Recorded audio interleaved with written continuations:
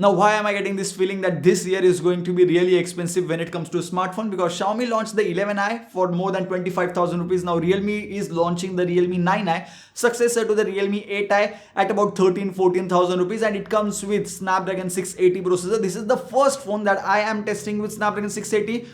I'll talk about everything in this video about this device. So without wasting any time, let's get started. First of all, let's talk about the specifications. So let's not talk about specifications. Let's talk about some good things which I liked. So when it comes to design, build quality, the device is made out of plastic. Sides are plastic. The back panel is plastic. But when it comes to looks, I personally like this camera cutout design, which is also present on the Realme GT2 Pro, and I'm assuming rest of the Realme devices will be also following similar kind of design, which I personally like. Side mounted fingerprint sensor is quick enough, no issues over there. Headphone jack, it's still present, and the device does have USB Type-C port. But the most important part is that it comes with stereo speaker setup. Now I played BGMI on the device without headphones, and I was able to figure out कि गोली यहाँ से आ रही है, यहाँ से आ रही है, because stereo speaker setup, and that's a very important part in my opinion, because when you watch movies on speaker, you will be able to notice that slight difference here and there. The speaker is not very loud, but it is good enough, and listening to songs is going to be fun experience on this particular device. Now when it comes to display, once again 90 Hz LCD panel means that the smoothness is there. Considering majority of the devices in this particular price segment do have 90 Hz refresh rate display, I am really glad that this one also does. It does feel very smooth in day-to-day usage, and when it comes to day-to-day life performance, I did not face any issues, and it did feel very smooth thanks to the 90 Hz refresh rate display as well as Snapdragon 680. Now, how good is Snapdragon 680 in day-to-day life usage? Frankly speaking, I was not able to notice a huge difference between, let's say, a G95 or Snapdragon 680. That's because when it comes to applications like Twitter, Facebook, WhatsApp, Instagram, it does not take a lot of CPU usage.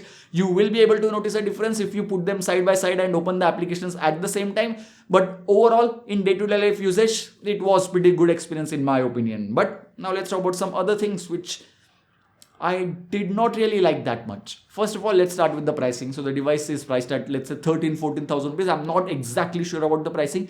I'll add the pricing over here. Exact pricing is over here.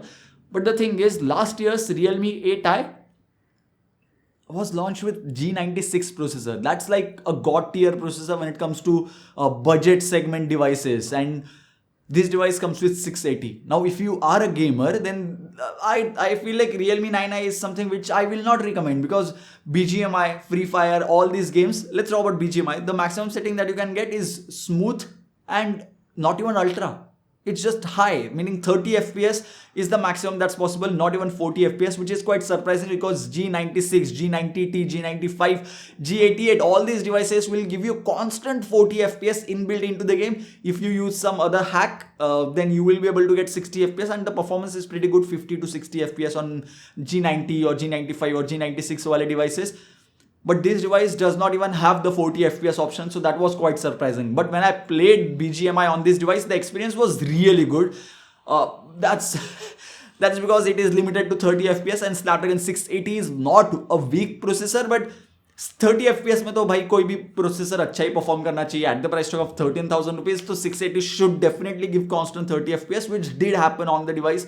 So I'm not really surprised by that, but I can't really say that this is one of the best gaming oriented devices in this particular price segment. Now even if you do CPU heavy tasks, even if you run benchmarks, I am not personally a huge fan of benchmarks, but even if you do that, G88, G95, G96, all these devices will perform better as compared to this device. Now as we are talking about the pricing, let's talk about some of the competition by Realme itself. Realme 8i with the G96 processor, I feel, will perform better. The Nazo 30 will perform better. If you have budget for Nazo 30 Pro, then that's another level.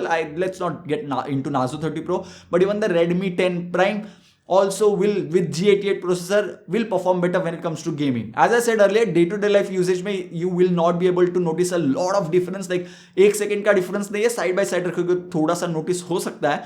But overall in gaming or CPU intensive tasks, you are going to notice a difference over there. So I feel like with the Realme 9i, processor is not really an upgrade from the Realme 8i, which was quite surprising for me. I was expecting much better performance from the Qualcomm Snapdragon 680. Now I'm not really sure if this device is priced higher, or is the Qualcomm Snapdragon 680 itself is priced so high that the device's price had to go up.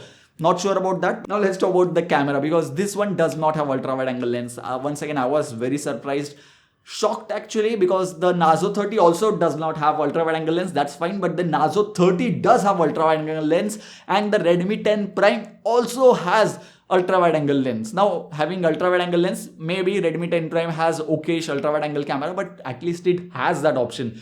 You do not even get that option. There is a 50 megapixel dedicated camera sensor, and these are some of the sample shots we captured with the 9i, Realme 9i, and I would say the camera performance is good. At this price point, I was expecting a similar camera performance from this particular device, and it did perform really good. No complaints over there. Even the 16 megapixel selfie camera did perform good when it comes to good lighting conditions. Obviously, it is not going to be very good when it comes to low light conditions, but overall, not having ultra wide angle camera lens was a little bit surprising for me, considering Xiaomi is doing that with the Redmi 10 Prime.